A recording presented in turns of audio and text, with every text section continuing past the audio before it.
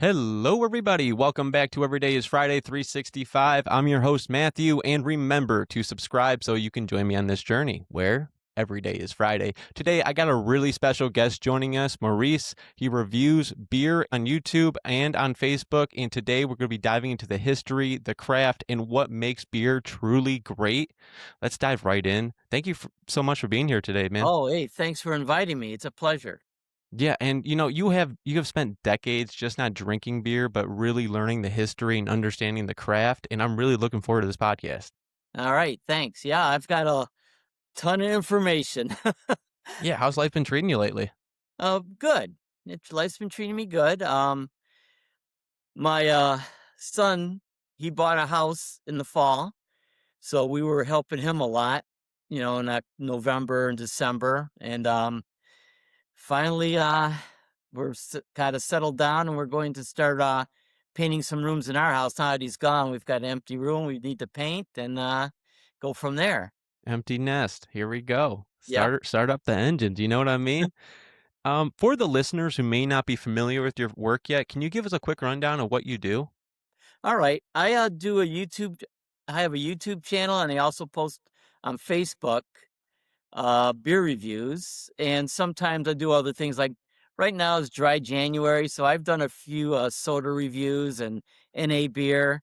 Now, I'll be quite honest, I'm not participating, but I'm putting out the videos just as alternatives for people who watch my channel or whatever. It's you know, I think it's something valuable because in December, I know I'm not the only one, but I drank a lot of heavy duty, high alcohol, strong beers, and January is a good time to maybe cool it a bit and low, lower the alcohol consumption.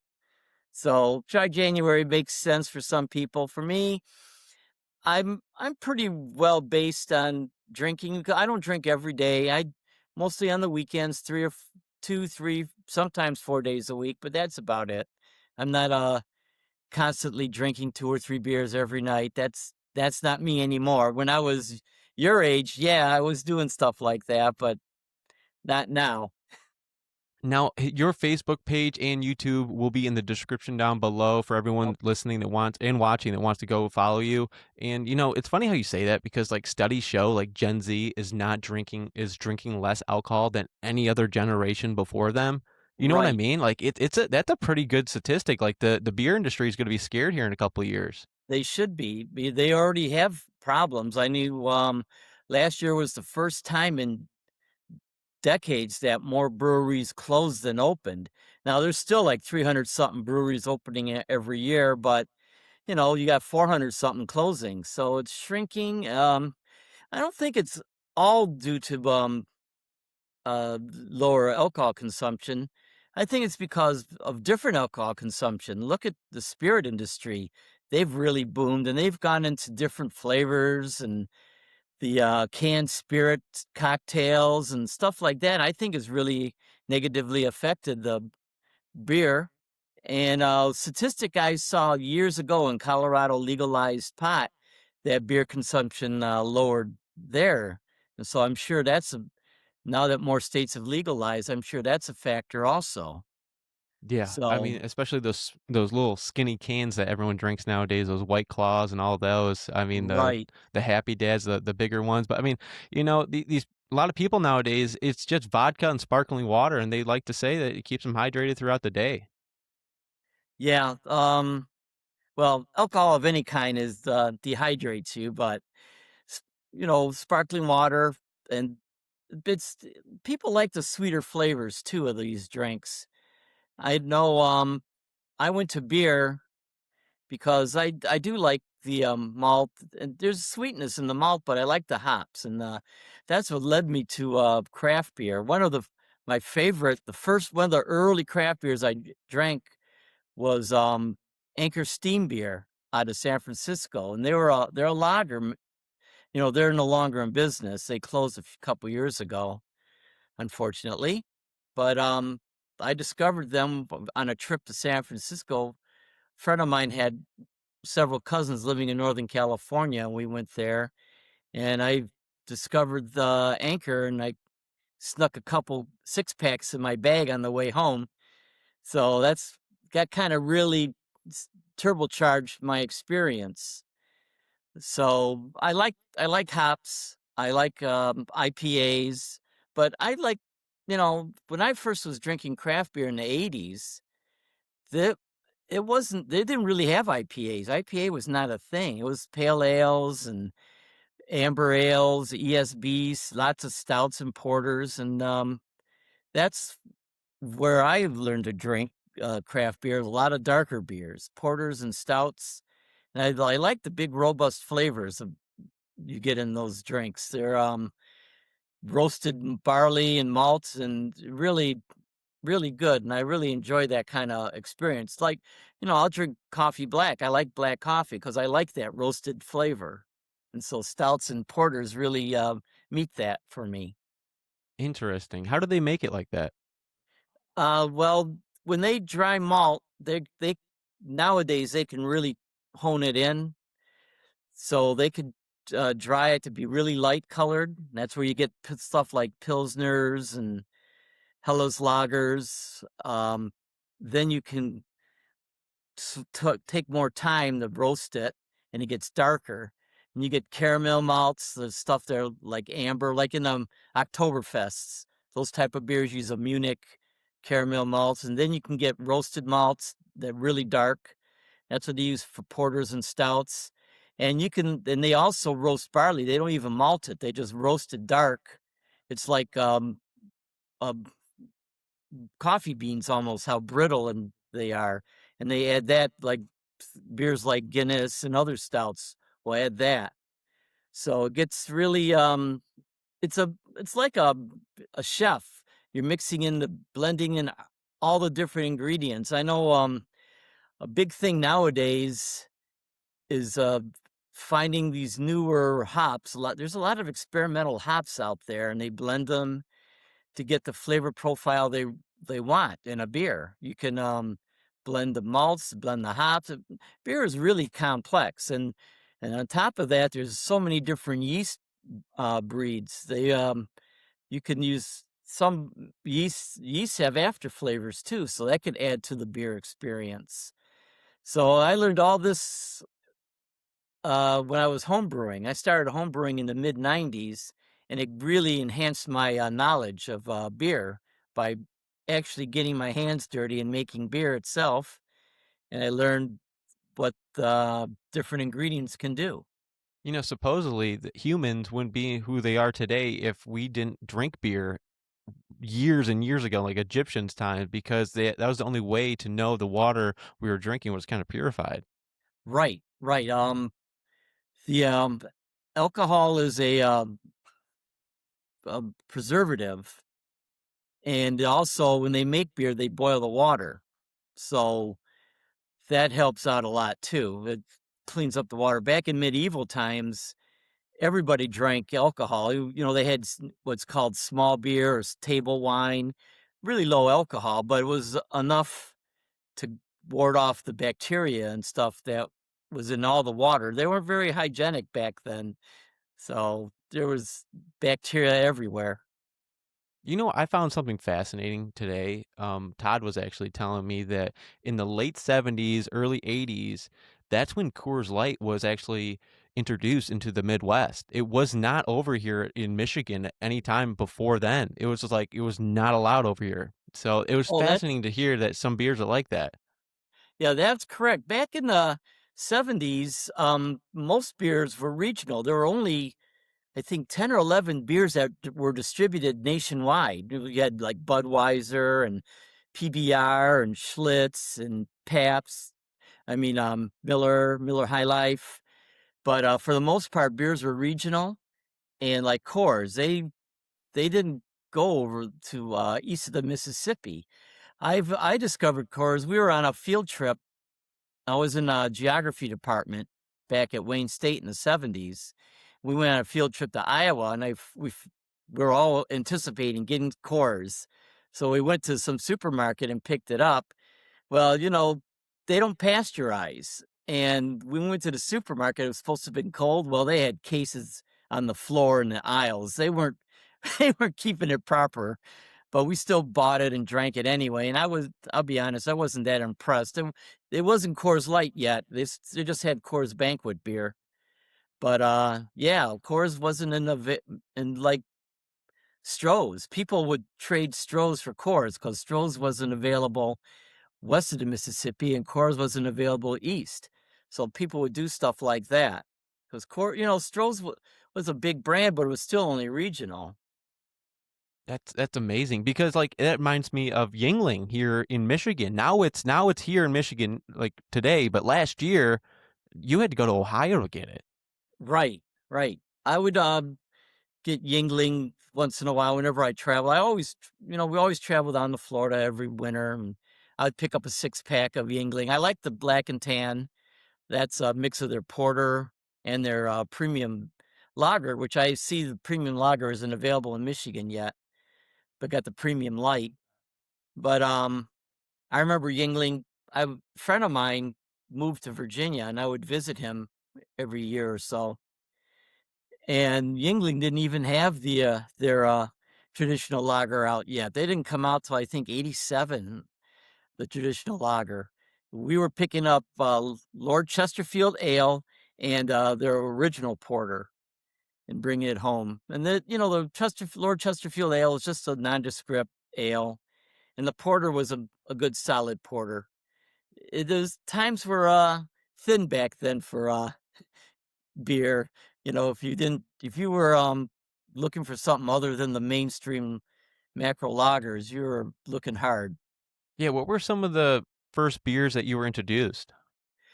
Well, way back when, I was a typical high school, college kid. I was drinking the malt liquors like Colt 45 and Mickey's and Old English 800.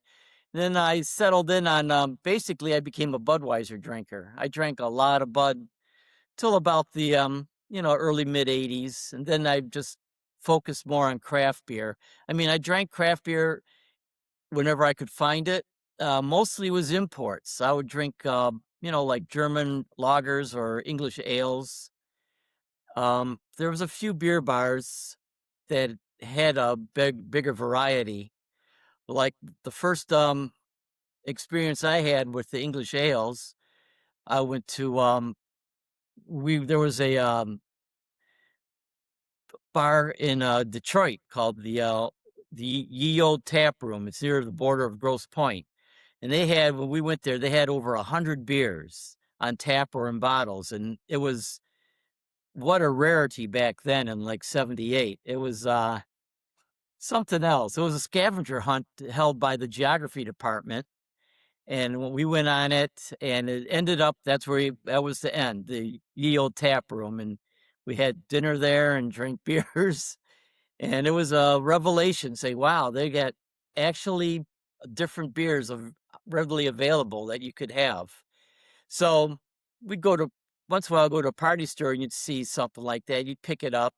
Unfortunately, a lot of times it was old. I remember looking at this English ale, and it had dust on the bottle, and it was in the cooler, and I thought, wow, this is old. So back then the quality wasn't up to snuff, the distribution system wasn't there.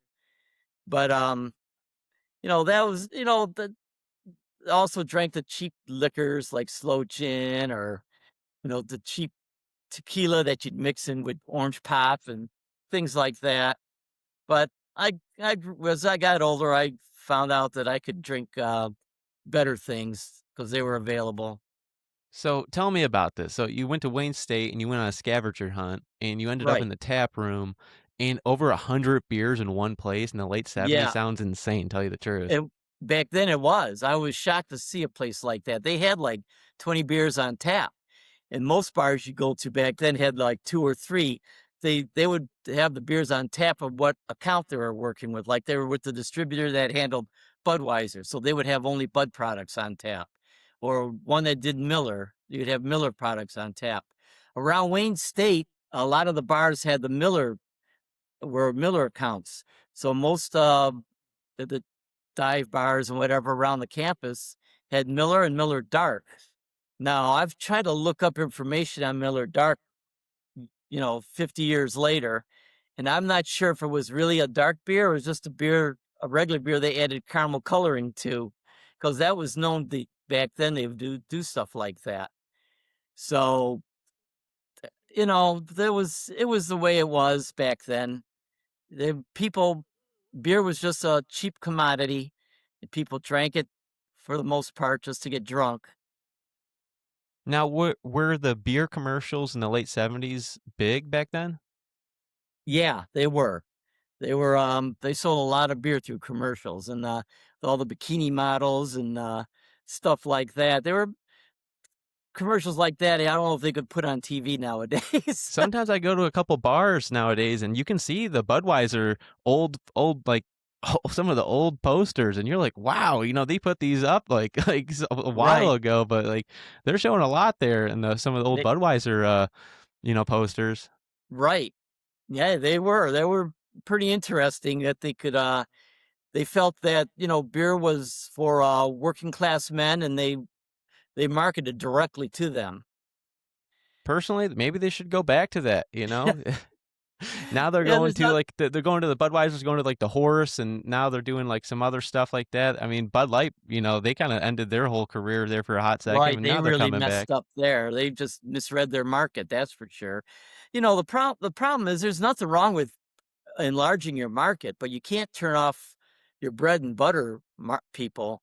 You need to find a way to get new people in, as well as don't lose the old people you already have. And Yeah, the blue collar beer, workers there are they love their Bud Light. right, right. But now I know a friend of mine, he's strictly Modelo now, and Yeah, a lot of people switched. They did that. you know, I sadly I switched too, and it's one of those things. Canadian beer is pretty good too, so you got to switch over to that. Modelo is a Mexican beer, correct? Yeah, it's an okay beer. You know, the the Mexican beers, they taste very similar to what the American beers taste like because they're using the same brewing processes and basically the same ingredients. Like I just recorded a video from Modelo for February, Modelo Dark. Mm-hmm. And they had an interesting history. The company was formed by 25 Spanish immigrants. They immigrated from Spain to Mexico in the 1880s. And they were all businessmen, and they missed European German style beer. So they formed Modelo to brew German style beer in Mexico. So they it's still in business today. I think it started in 1927. Yeah, it wasn't in the 1800s. That's a different brewery. Modelo actually started in 1927 from the Spanish businessmen. So interesting history.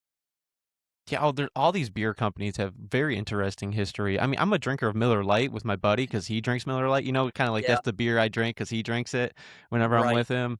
And I don't really know the history of it, but when we and him drink it, it's like our bonfire beer. Yeah, the breweries that been around forever, 100 plus years, there's a lot to do with it. Like Miller, it's been around since the 1860s or 40s. And it's been a lot of changes. Prohibition really upset the apple cart, so to speak. It's Beers came back, and not most of breweries disappeared. They couldn't handle making other products during Prohibition, and so that really Prohibition really killed the beer market. And then people, even back in the 30s when they brought beer back, they wanted to expand the market. They realized that women, I don't want to sound sexist here, but back in the 30s, women were mostly stay-at-home wives and moms. They did the grocery shopping. And so six packs, if you look at a six pack of beer, it fits perfectly in a paper grocery bag. You could put four, two and two and that was done on purpose to be able to put in a grocery bag that the housewife going grocery shopping can put it in. And they did advertise, they did have housewives and stuff in the beer advertising back then, the print ads and stuff, because they were looking at who makes the purchasing decision, mostly the wife. So that helped influence the trend for lighter beers. I was at American lagers originally, they weren't that bad. They have adjuncts like corn and rice because the barley Americans had at the time, they weren't importing high quality brewing barley from Europe. They were using the barley that was grown for bread, and it was cloudy when it was fermented. So they added adjuncts to help thin the beer out and make it non-cloudy.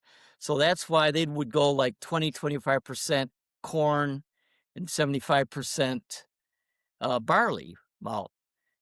Well, there was also around 6% alcohol. So it was a very vastly different product than what most people are drinking nowadays. Most beers that, like you said, Miller Lite, that's I think like 4.2%. And Budweiser is strong for a mainstream lager. It's 5%. So beer has weakened over the time and lightened it because they're after women at the time. So they lowered the alcohol. Uh, right now, some beers have 40% adjuncts in it, 60% barley malt. And then you look at the ingredients, and it's really, they don't even use flaked maize or corn grits. They're using corn syrup. So it really cheapened the product. I mean, you could go to Meijer, get two 25-ounce cans of Budweiser for $3 because they're not using the high quality ingredients. You know, it's funny how you said that because my buddy said that. He goes, Budweiser, they changed their recipe up and he switched to Molson. Yeah, because they're just using cheaper ingredients. I know Budweiser's still using rice, but if you want Bud Light, I think that's still rice too. But Bush Light, Michelob Ultra, they're using corn syrup and rice as well as the barley malt. And then you look at something like what you're drinking, Miller Lite, and it's just corn syrup they're using as an adjunct. They make it light and cheap. And then, it's not just in the US. I watched some beer reviewers in the UK. They're complaining about it too. They're just lowering alcohol, cheapening the product. And I mean, it's not just the US, it's all over the world. They're trying to compete on price because, No, the beer market's shrinking. yeah, and I drink all types of beer. That's the beauty of it. Right. I drink so many different types, and I want to just, all right, this is how we're gonna do it. Before we go any further, I want to know what beer you brought today that so special. All right. Well, I saw this when you invited me. I went searching for a beer, and I like this brewery. It's out of Japan. They're a subsidiary of a sake brewer. This is a espresso stout, and there's an owl on it. I guess it represents the province or prefecture they're in. And so they have an owl on all their labels.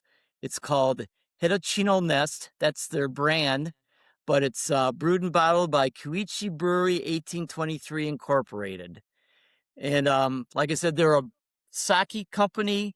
They wanted to expand and get into craft beer, so they created this brand. The product is expensive. They don't import a lot here in the U.S., so the prices, of course, are a little higher than most imports. But they make good beer, and I haven't tried this one yet. But I like coffee in my stout, and I saw this. And I thought, well, this is a beer I could enjoy.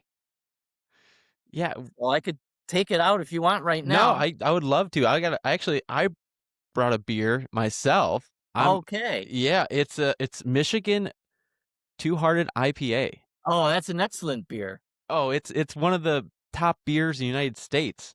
It is. Now, I want to All go right. back to your beer real quick. Now, what should someone be looking for when they take their first sip? Okay. First, you want to look for like the color. If it's a stout, usually should be nice and dark, and it's good carbonation. You can see the nice tan head. It's not thick, but It's a 7% beer, so the higher the alcohol, the less of a head you'll get. For some reason, the bubbles just break up really quickly with the higher alcohol. If you get a really old barley aged, um, bourbon barrel aged beer, like around 15%, there'll be no head. It's just a thin line because that's how it works. So the first thing, I like to look at it, and it's pretty black. So that's a good sign. It's going to be, for me, I like my stouts dark. Then I'll take a sniff. Yeah, I can smell the coffee, and I can smell the roasted malt. It's yeah, it's got big roasty flavor to it, or aroma. It's like putting your face in a coffee can and taking a sniff, of a good black roast, dark roast. So, okay, so it smells pretty good. Nice roasted flavor aroma. All right, we'll take a sip.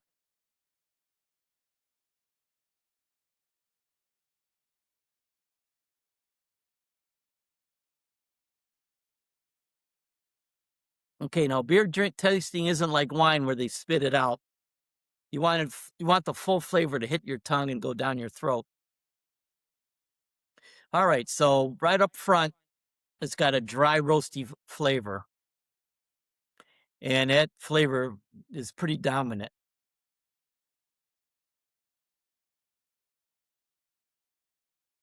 Let me ask you this. Is it more of a slow sit back and think beer or a casual drink beer?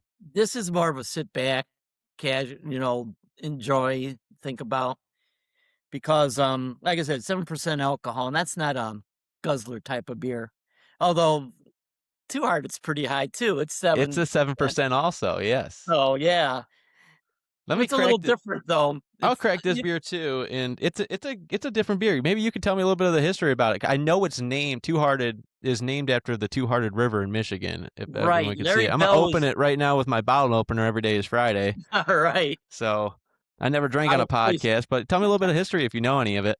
Yeah, well, Larry Bell was a big outdoorsman, and he loved, like, he named his beer Two Hearted Ale, and he he always tried to use Michigan ingredients, and the first labels for all his original beers, he drew it himself.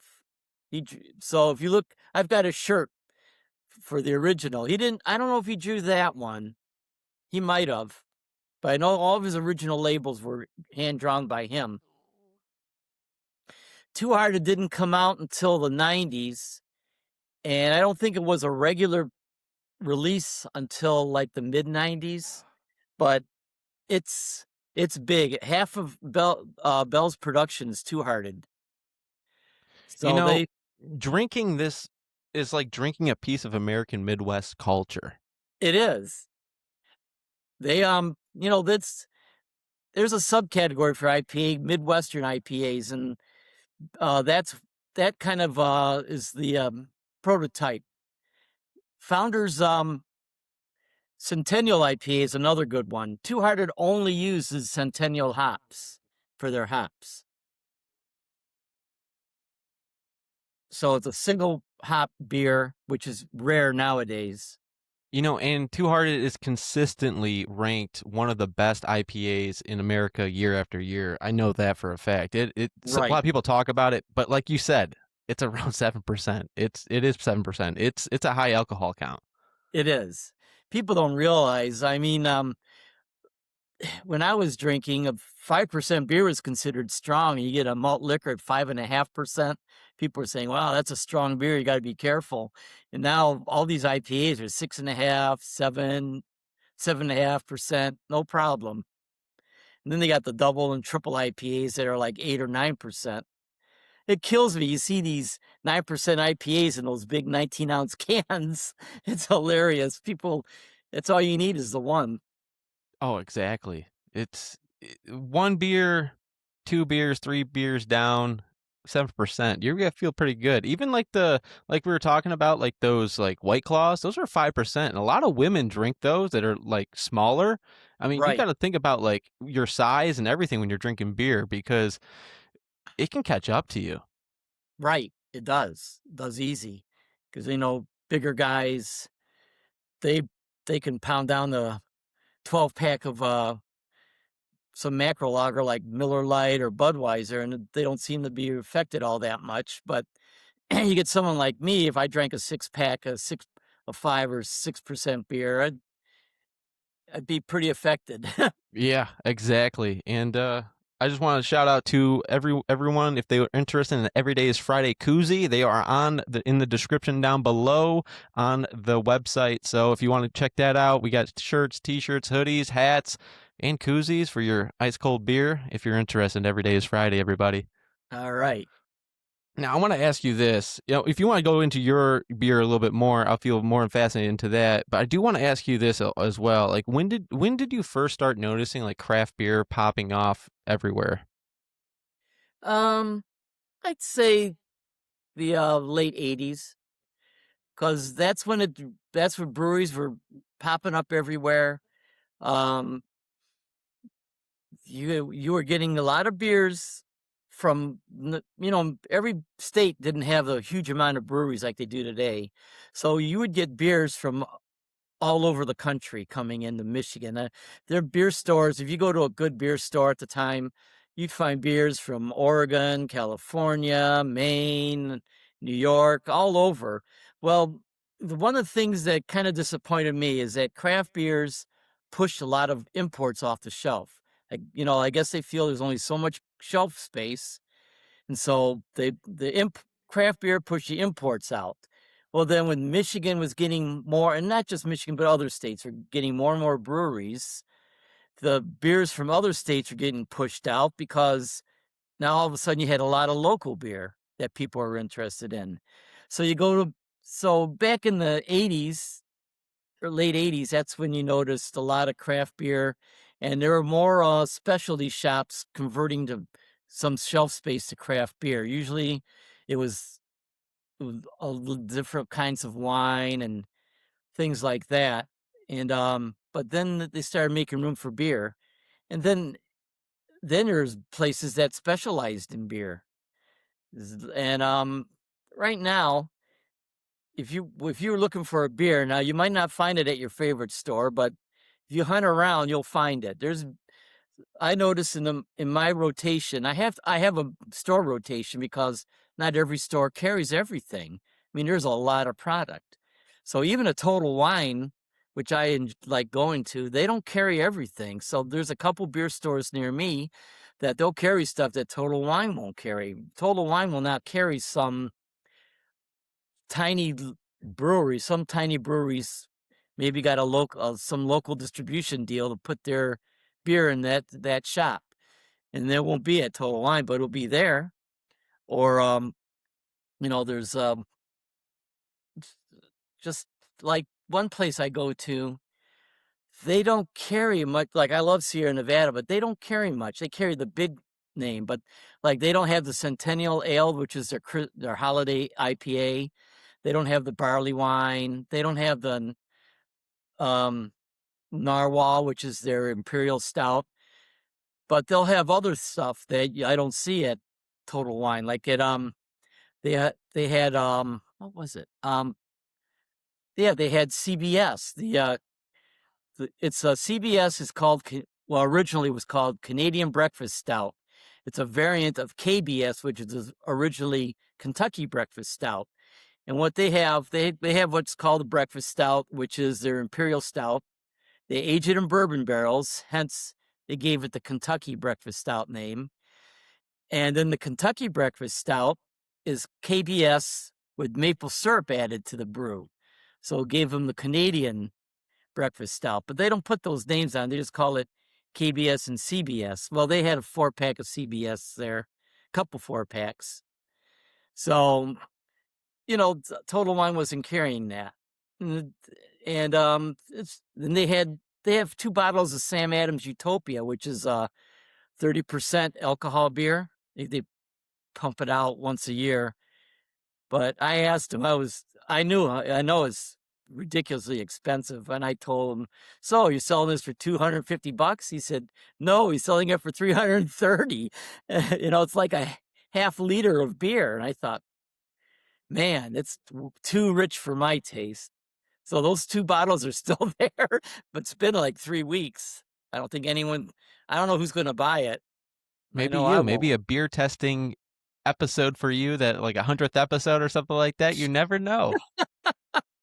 You know, I did a review of a Sam Adams, a triple bock from 1994. What a marvelous beer. I mean, 31 years old and it still was very, very good. I was shocked how good it was because I was reading online about aging them, and they said that beer could, if it doesn't age right, it's really poor. But it aged right, so How do you age a beer? well, a lot of people are now aging them in refrigerators. And a lot of beer you shouldn't age. I've had beers I've aged like 20 years plus, and they're not drinkable. Unfortunately, I made big mistakes on some of that. So I'll age beers now 2 or 3, sometimes even 4 or 5, but nothing that old. My fridge, I've got 4 beers from the 20 teens. So I'm going to do reviews on them. I'm not sure how any of them are, but I'll still do a review. That's funny. If it's a sink pour, it's a sink pour. Yeah, no, because trust me, I've had a couple of those in my fridge before. My dad goes, "You want to test them out?" And like you test them, and you tasting them, and you're like, "Oh, this is disgusting." Sometimes, Right. you Yep. know right away if it's going to be a good Yeah. beer or not after it's been aged. Right. Right. So I'm not shy of throwing it down the sink. It's just disappointing that I didn't drink it in it when it was in better shape. 100%. But And I went to a brewery in Boston, Sam Adams, and that was a really good adventure when I went there to see that. And you actually have been to 200 plus breweries. Now, what is right, that like? 220. Wow, that's incredible. Can you tell me a little bit Well, about that? I started in the 70s, at college we toured Stroh's. And from there, then we went up to Frankenmuth. Frankenmuth at the time had 2 breweries, Geyer Brothers, which became Frankenmuth Brewery, and then Heilman National Brewery. Heilman had a brewery up there. That's closed. But, they were brewing Altus and Colt 45 and um, Carling's Black Label and things like that. And so we did that. And then I was coming back from out west, and we were in Indiana, and we stopped at the Pfeiffer Brewery. That's no longer there. And we toured that. And then I went to Tampa, went to Florida. My relatives spent half the year in St. Pete. So we went to Busch Gardens. Well, at that, Busch Gardens, I don't think is around anymore in Florida and Tampa. But at that time, they were attached to Anheuser-Busch Brewery. So when we were done at the park, we did a tour of the brewery there, stuff like that. And then I didn't really tour breweries again until the mid 80s. So when I visited my friend in Virginia, they had a brew pub, the first one in Virginia in Charlottesville. So we went there and they gave me a little spiel, and it was pretty cool. And so now, I when we go on vacation, my wife and I, she's a saint. She puts up with a lot. So we tour breweries, and sometimes you can't tour them, but you're just going in there and having beers and talking with people. I really enjoy that, and it's always a new experience because everybody has their own beers and you do things differently. So it helps. I like to help the local economy when we're traveling. So, it's just something I do.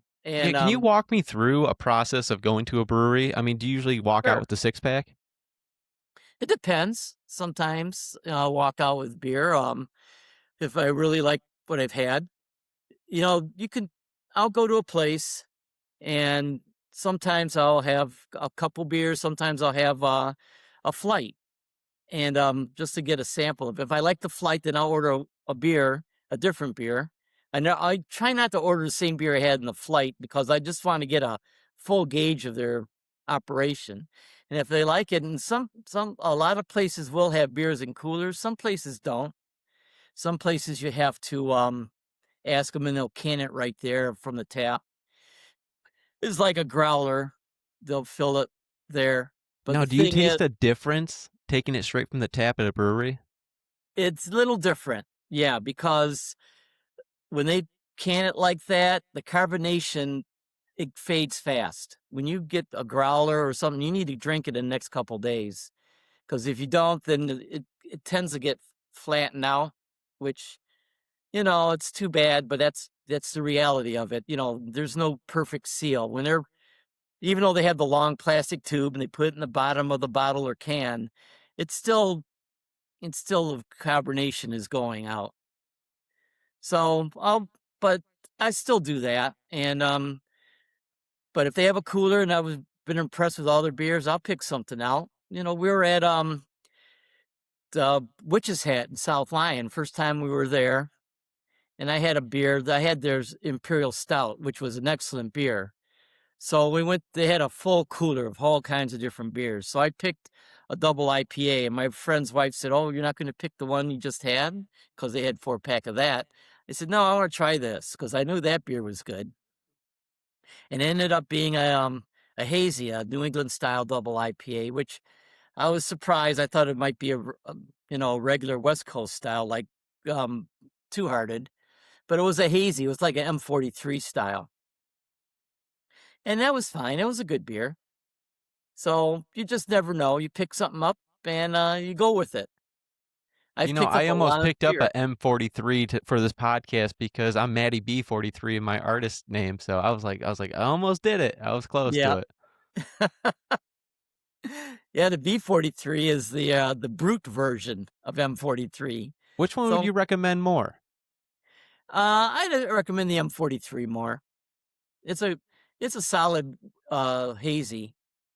When we went out east, I went out to New Hampshire for a wedding. My wife and I, our nephew got married because he lives in Boston. So we got married in New Hampshire, but we got there early. So we went to Maine, we went to Portland, and we did a lot of breweries there and brought back a lot of beer. And then we went to the wedding. Then we went to Boston. I went to the Sam Adams Tap Room in Faneuil Hall. That was fun. And then on the way back, we stopped at to my brother. My brother lives in upstate New York. So on the way there, we stopped at Treehouse Brewing. They have they have like 5 locations. So we stopped at one on the way, and I picked up some beer there too. I had their famous Julius hazy IPA, and picked up some others. And then we went to my brother's, and we picked up a lot of beer there. And I found when I was looking for Heady Topper, it was out of Vermont. And I guess they only sell it in 2 states, Vermont and New York. Because I was asking in Maine, I was looking at New Hampshire. No one had it. They had it at the store in New York, in Saugerties, New York. It was the last one on the shelf, so I took it. I mean, it was $20 a 4-pack. I almost didn't, but I thought that was one of the beers I wanted to pick up when I was here, so I did. And it's a good beer. Really, it's a hazy beer, but really hoppy. And I gave one to Joe, so you can ask him when you see him what he thought of it. It was, I think, it was a little hoppy even for him, and he likes Two Hearted. So, Let me ask you this because you've been to 200 plus breweries. Now, what are some of the top breweries you've been to and would recommend? I would recommend. Well, I went to Sierra Nevada and Asheville, North Carolina. They're in Mills Creek, which is south of Asheville. I would highly recommend going there. They a huge place, all kinds of beer in their coolers. They sell lots of different beers on tap. Play beers that they only sell at the brewery. Uh, Wonderful beer garden, and it goes right down. They have a band shell, and you can walk down to the river. I mean, it's a beautiful beer garden. So I would recommend going there. And then there's another place in Charlotte. I forgot the name of it. I think the Old German. They have in Charlotte, North Carolina. They have this German style brew pub. Beautiful beer garden. Great German food. Sausage platter is excellent. The German beers are really good. So yeah, I would recommend going there if you're driving through Charlotte or spending the night there. That's a place to go. And then there's um there's really, you need to go to Bell's, the Eccentric Cafe.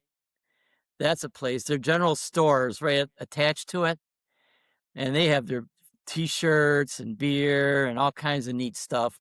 Their merch, but their beer, the food is good, the beer is excellent, and once again, they have beers that are only available on tap at the restaurant there. So those are few of them Let that I me ask really you like. this. Is there any breweries in Michigan you would recommend? Yeah, well, Bell's is one. Um, I like Founders. They're nice. Their building is really cool. And when it's cooler out, you can sit outside, and they have big heaters. We've gone there in the spring, and they fill up. The outside fills up fast, and then the inside fills up too. They got good beer, and the food is pretty good. In Grand Rapids, there's a lot of breweries there. You could go visit. Um, where else do I want? What I recommend going? Well, Big Bucks and Gaylord.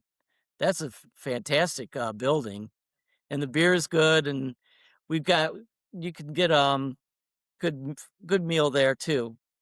I've been My wife and I have this deal. We'll go to a brewery, and if we'll go there for a couple beers. Well, we'll go eat first because because most brewery food is just plain old bar food. Some breweries, though, if it's good food, then we'll eat there. Like in Pontiac, we go to Fillmore 13. It's downtown Pontiac. The food is good and the beer is good. I like going there.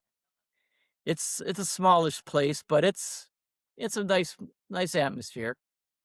Let me ask you this. Why do you think like certain beers like create like emotional memories for people? Well, it depends on the situation they were in. It might be the first beer they actually thought was a great beer, a beer they fell in love with, and it just remembers those. Nostalgia is a powerful drug. So I remember, like, my first real big popular English beer I really enjoyed was Fuller's ESB. It's not available in the US anymore. They have the Fuller's London Pride, which is a good beer, but it just doesn't measure up with the ESB. So I always finally remembered, if they ever put it out here in the US again, I would definitely pick it up. And now it might not be as good as it was, because I know, like I said, in the UK, they've been messing around cheapening their beer. But I would still get it, just for nostalgia's sake.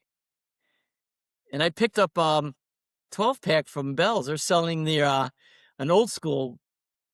Hold on a minute. Okay.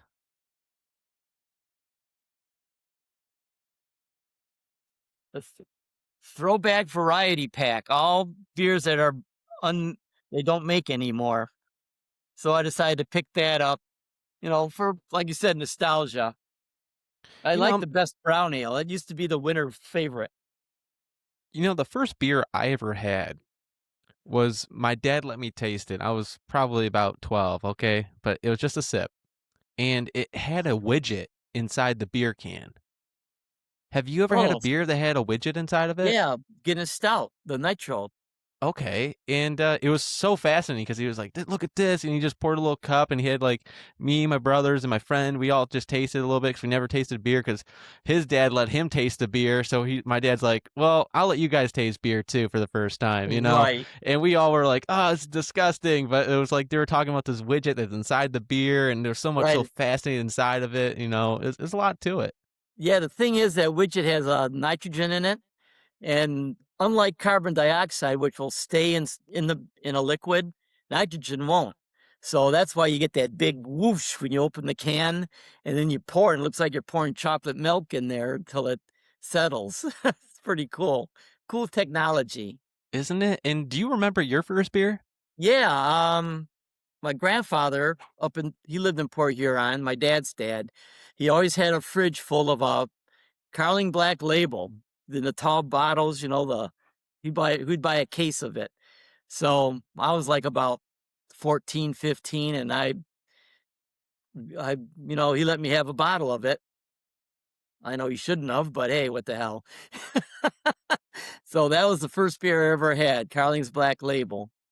And then my other grandfather who lived in Detroit, my mom's dad, he had Altus, and I tried that. I didn't think it was as good as Black Label, but hey, it was alcohol.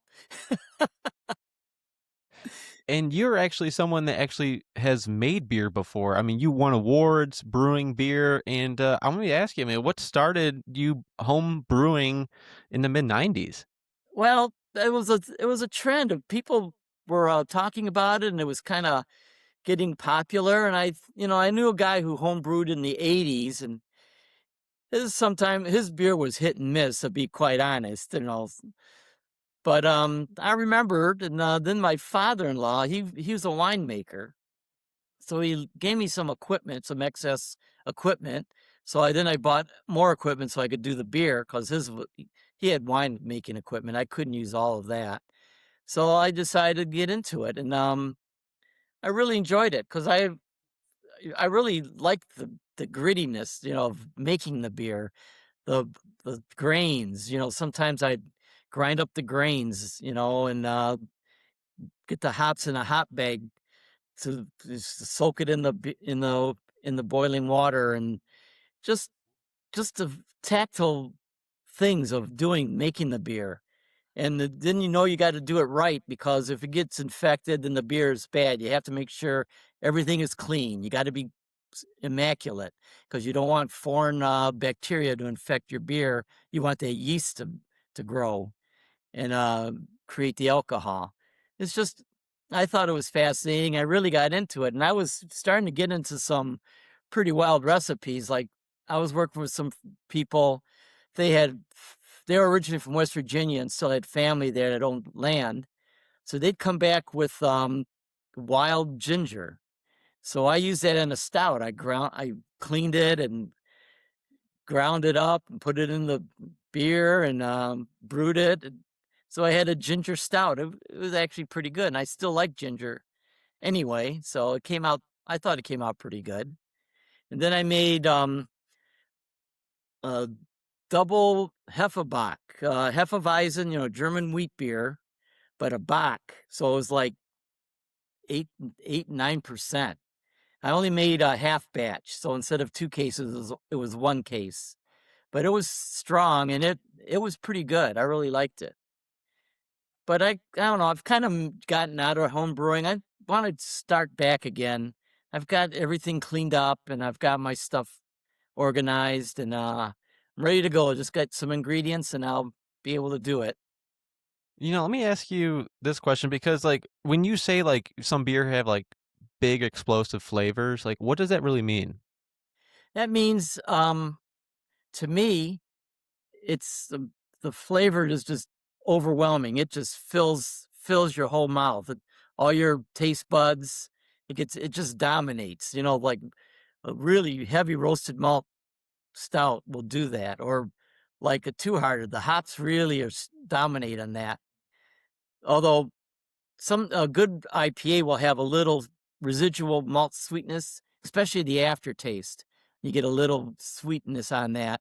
So that kind of, I like that too. Like Griffin Claw Brewing in Birmingham, and they're also in Auburn Hills. They have Norm's Raggedy Ass IPA, and I really enjoy that beer. It has a little bit of tinge of sweetness right at the aftertaste. It kind of breaks up the super bitterness of the hops. I love how you know the history behind the beer because it adds a little more depth into drinking it. Well, that's a good beer. I'll drink on that one. Well, I've been studying I'm a history buff.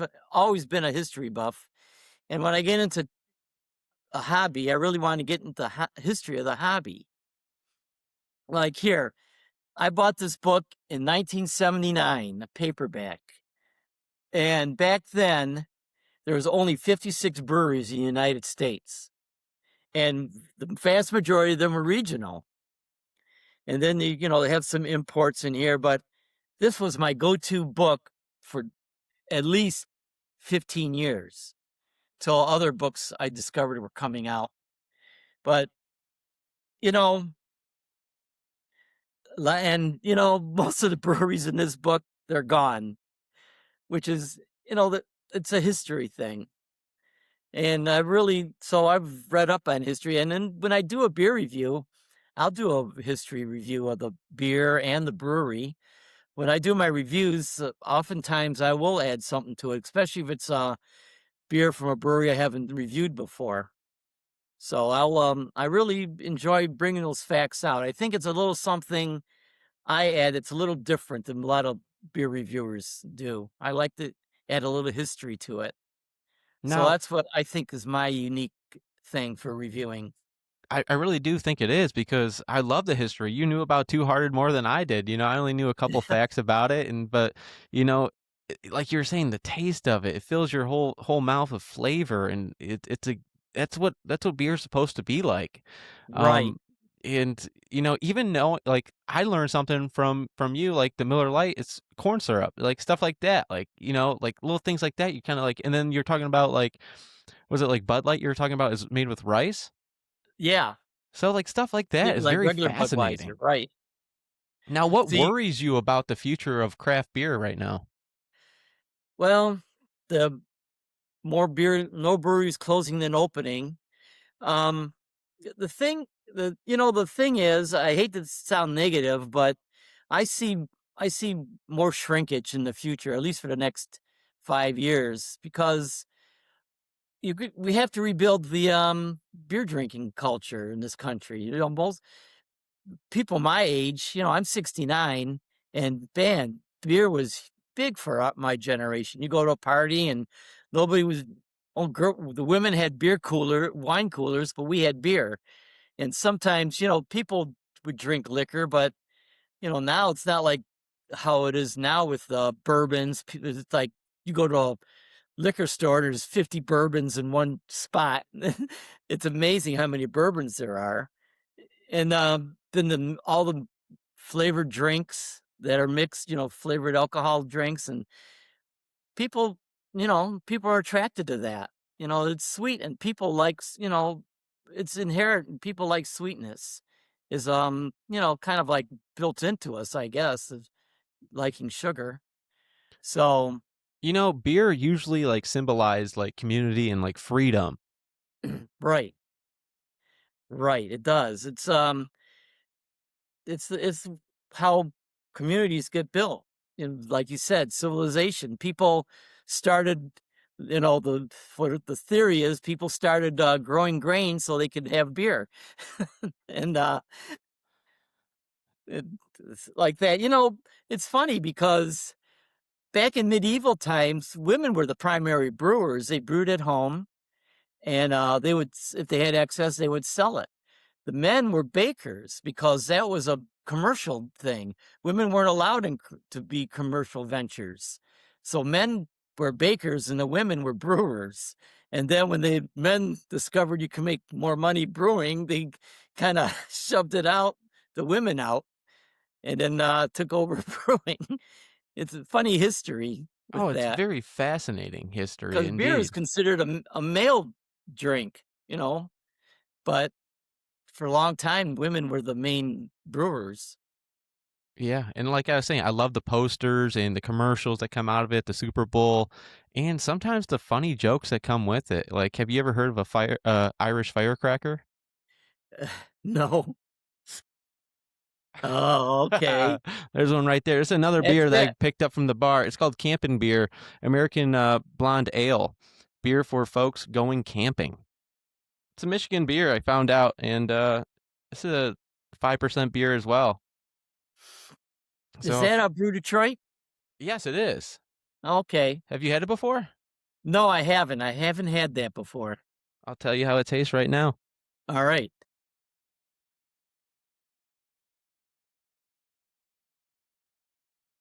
I like the Two Hearted a little bit more. It's Yeah. a good beer. It's just for a campfire, playing some cornhole in the backyard type of beer. I would say that. Every day Right. is Friday vibe. Right. Friday at the campfire, just shooting the shit. That's what it's all about. And Right. what style would you recommend of beer to someone who says they don't like beer?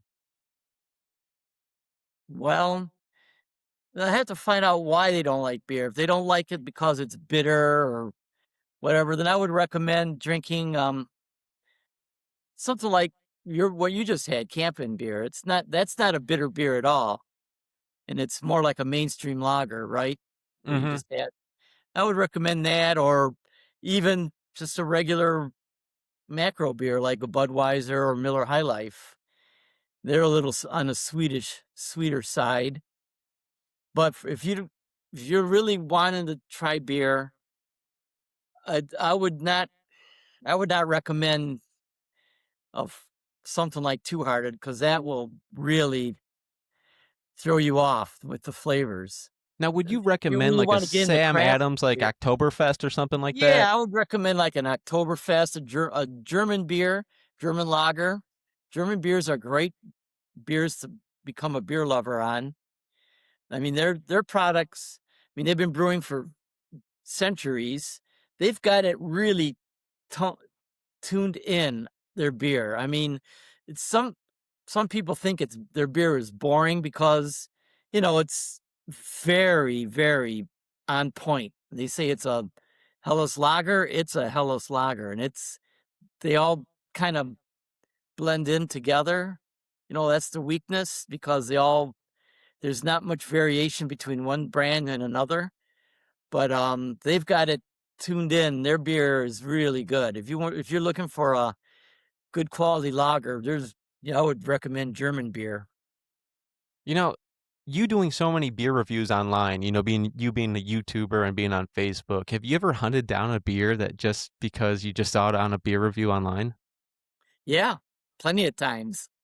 I uh I watch a lot of beer reviews from out of my area, and I watch them because I want to see what beers they're drinking. And if I ever travel, I want to pick that beer up. That's how I picked up the Heady Topper, because I was watching beer reviews and people were saying, yeah, some people consider it the best IPA in the world. So I said, well, when I go out east, I'm going to have to pick it up. And I did search. I searched at different beer stores the whole time I was out there, and finally picked it up at the last day, the day before we left. I picked it up. Yeah, in some But states, it's hard to find the beer. There's certain stores for beer.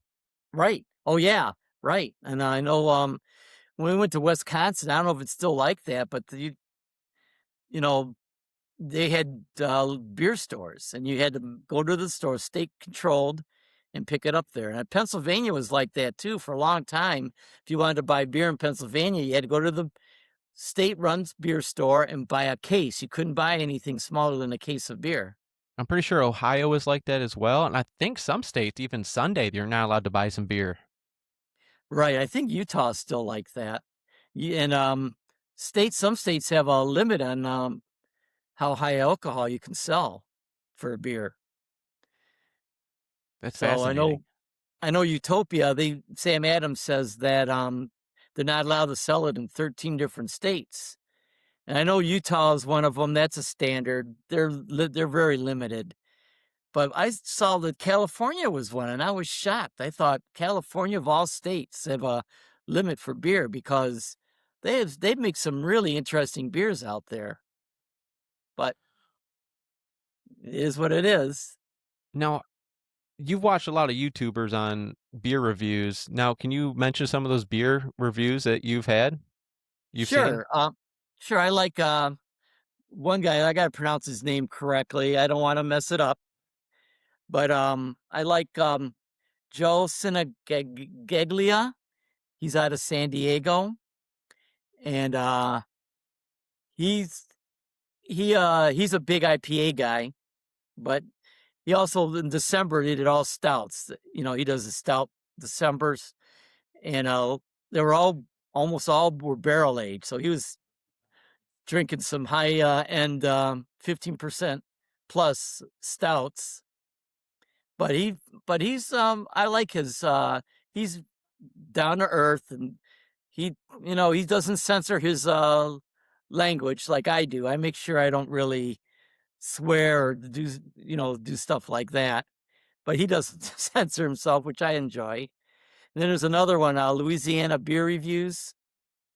Um, he does not only beer, but he does liquor and wine and mixed drinks. But he does beer, and he does a lot. What I like, he does dual reviews. He and another person will review a beer, and you get a counterpoint on stuff, which is really interesting. I really enjoy that. So those are two of the main ones I've been watching for a while, and they give good pointers about what they're looking for, and the beers, like they just talk about the beers and I've when I went out east, I've did a couple of searches. I found the Russian River. What was that? Oh yeah, Pliny the Elder. It was only for sale on the West Coast, Colorado, Pennsylvania, and Maine, and I found it in Maine. So I picked up a couple half-liter bottles of that, and it's a double IPA. It's 8% alcohol. I Wow. have to say, it might be the best IPA I ever had. I mean, it was top notch. What was it called again? Pliny the Elder, the Roman Pliny the Elder. They Okay. named it after him. It's a top notch double IPA. But for you want a top notch double IPA here in Michigan, it's a Dogfish Head 90-minute IPA. It's very, very good beer.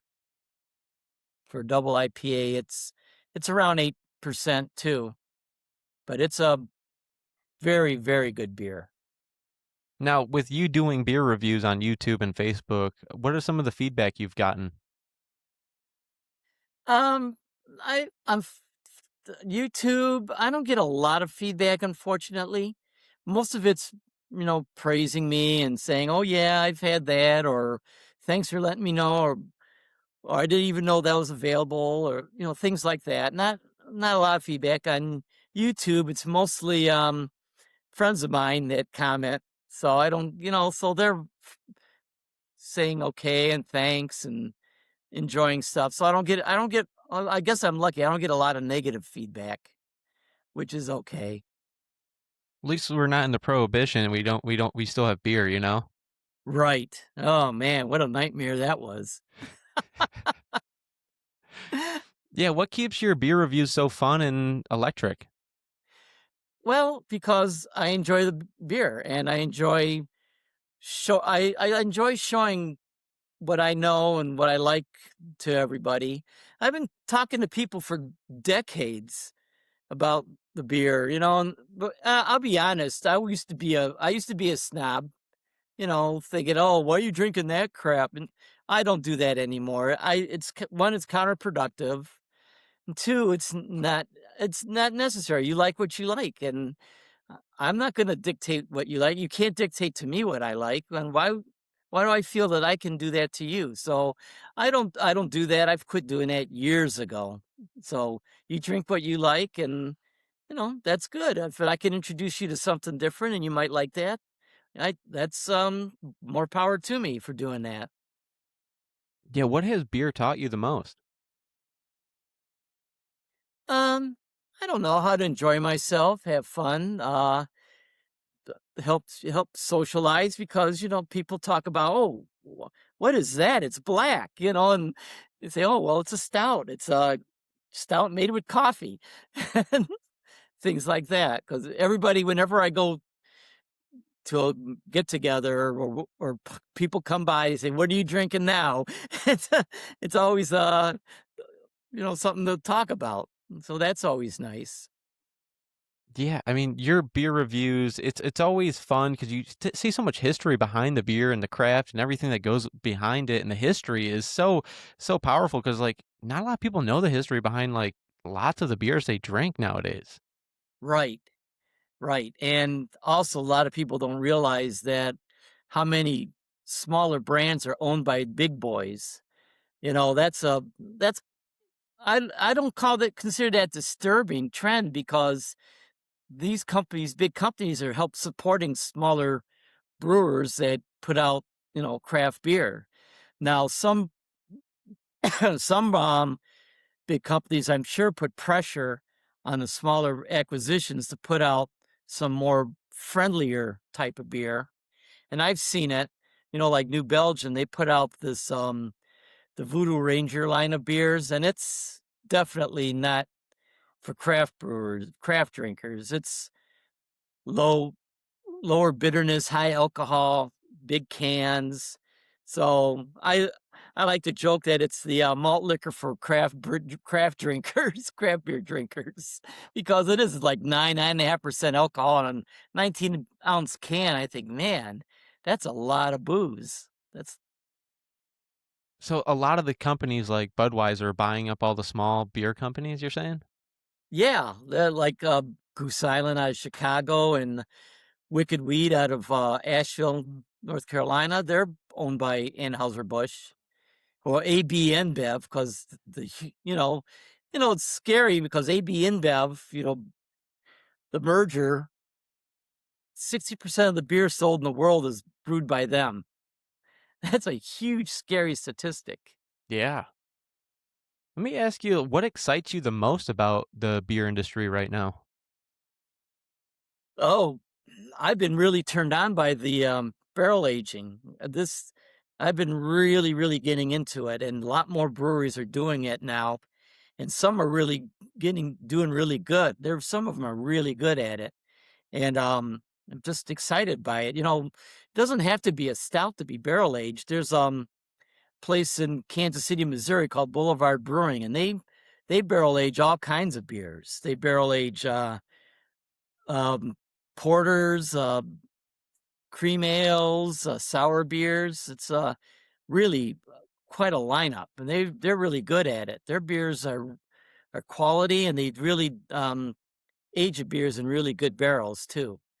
So that's just one of them. And Goose Island, out of Chicago, they're owned by AB InBev, but they started the barrel aging for beer. 1992, they started with Bourbon County, and I picked up a few this every year for the last few years because I like the bourbon barrel. I'd be honest, the first time I tried a bourbon barrel beer, it was KBS.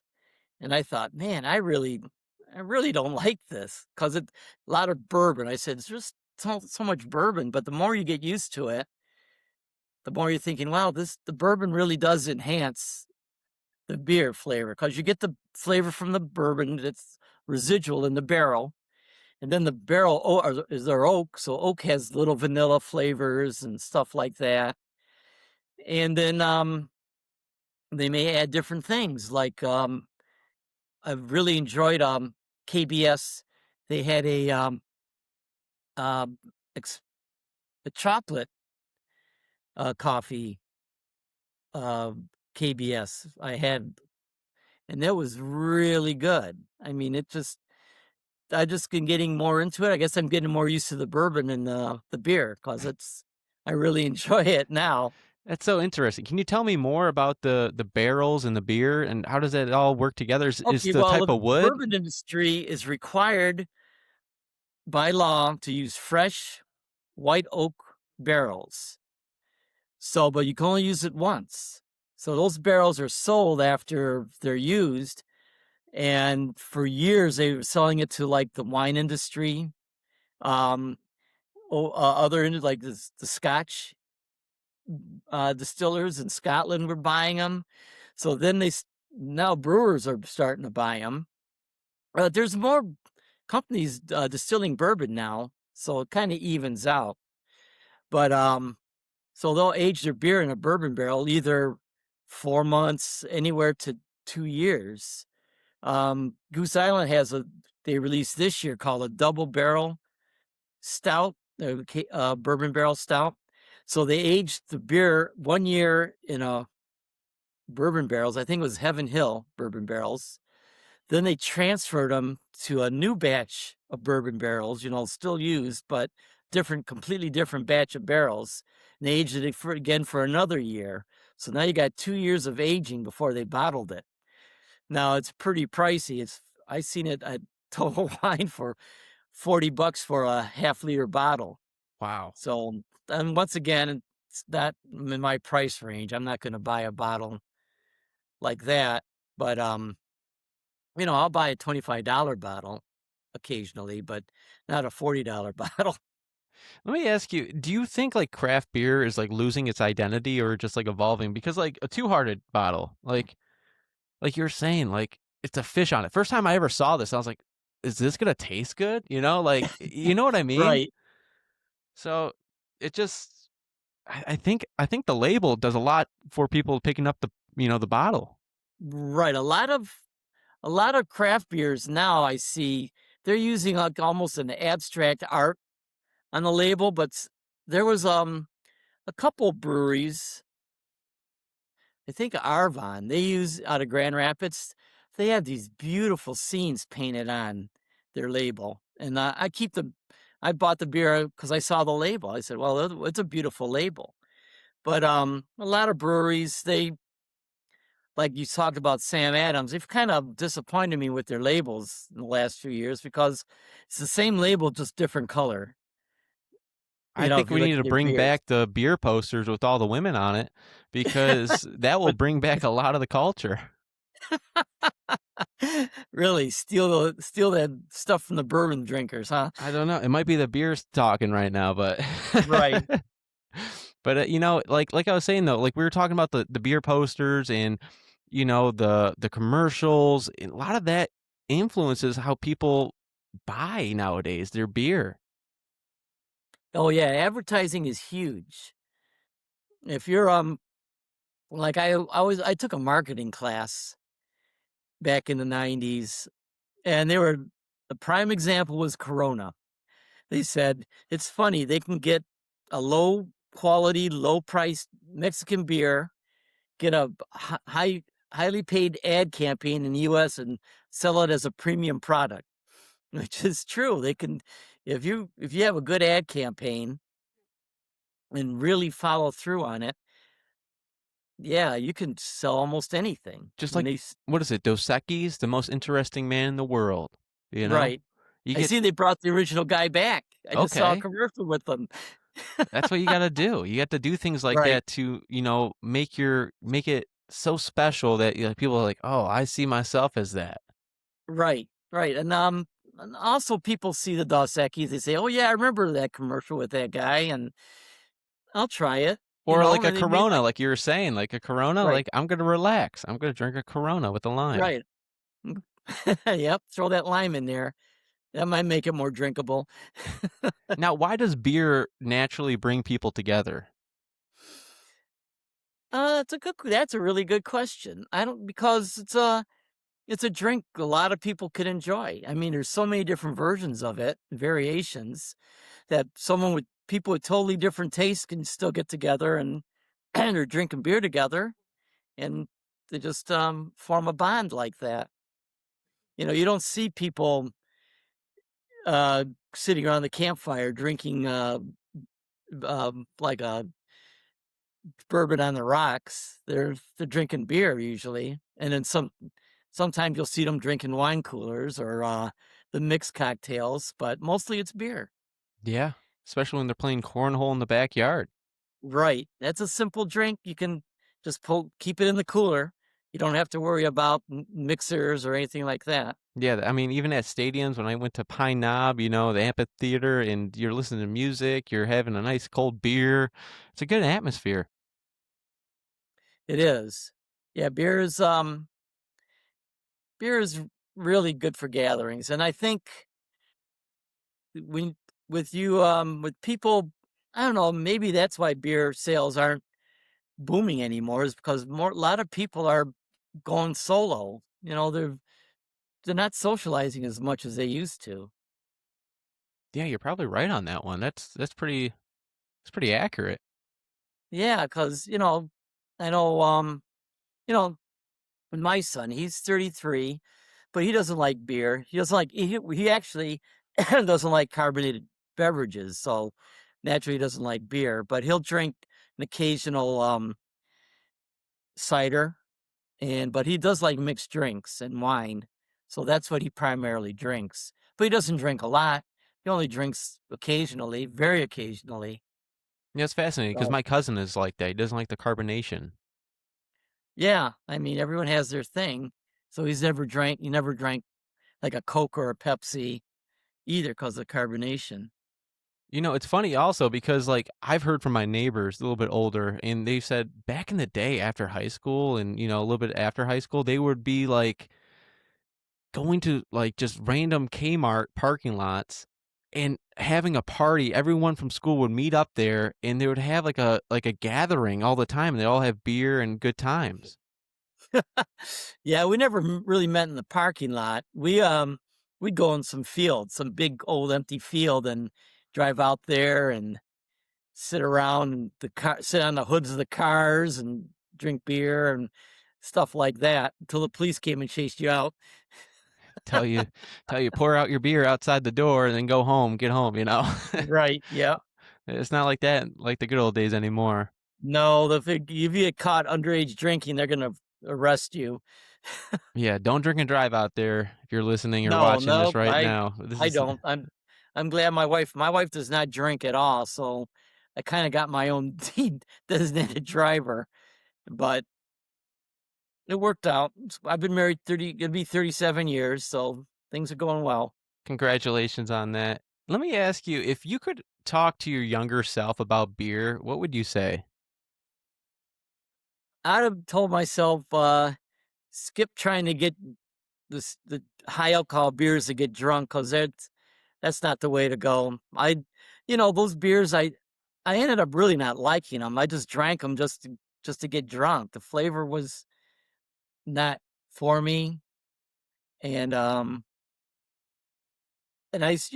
even today I still don't like them. So I guess it's just the way it was. I didn't like those beers then, and I really don't like them now. And I would tell myself, don't drink just to get drunk because it's not a healthy thing to do. Let me what this is like the Friday mindset part of the show. I want to dive into your journey, your mindset, and the moments that really shaped you. Like what has been the best piece of advice you've ever received? Um, just when make you want to do your own thing, but remember, other people want to do their own thing too. As long as it doesn't interfere with you, then you shouldn't have to worry about it. And and the same with them. If you're not bothering them, then they shouldn't worry about you. And that's what I really believe in. I'm pretty libertarian in that aspect. Live and let live, but don't let people mess with you because you know, that's not healthy to become like a beta to someone. Don't let them bully you, but don't you be a bully either. Just live and let live. And if people are doing their own thing and it's not hurting anyone, there's no problem. I love that because you have to know thyself and be strong and become a true legend at the end of the day. You know, you only get one life to live and every day is Right, Friday, so you only get so many summers in a lifetime. right, right. You know, you got to enjoy those Fridays because they introduce you to the weekend. Yes, sir. And what has been the biggest driver for success in your career? Um, I would say providing for my family. Be quite honest, I always, when I was younger, I was a kind of like a workaholic. I worked a job where I worked every day. I worked 6 days a week, 10-hour days, and even after my first son was born, you know, he I still did that, and I don't recommend that to anybody. Just find a job where you can do well, but at, less hours. Don't, overtime really doesn't benefit anybody because you're burning yourself out. And I'm glad I left that job. I was there for 20 something years, 22 years. And I did well. I got promoted. I was the warehouse manager after a few years working there. And, but, it really wasn't worth it. Especially, my wife said that, my son said he didn't remember me a lot when he was younger because I was always at work.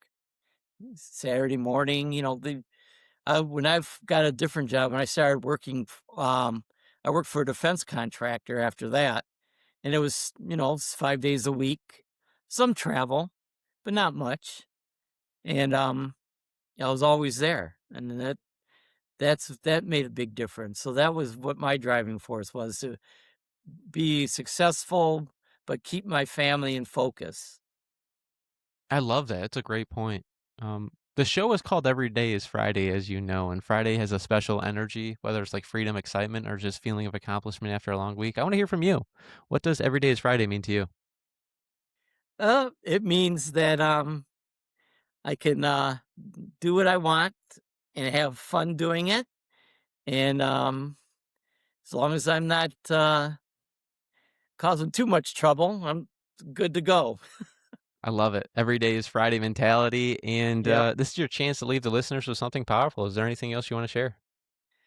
Yeah, I mean, if you I've learned to have fun and enjoy myself with beer, but everyone's different. Everyone has their own thing. Find something that you enjoy, that you can have fun with, that lasts you a long time, and that's you. One that fits you. Find something that fits you and enjoy it and keep up at it. And that's what I recommend for everybody.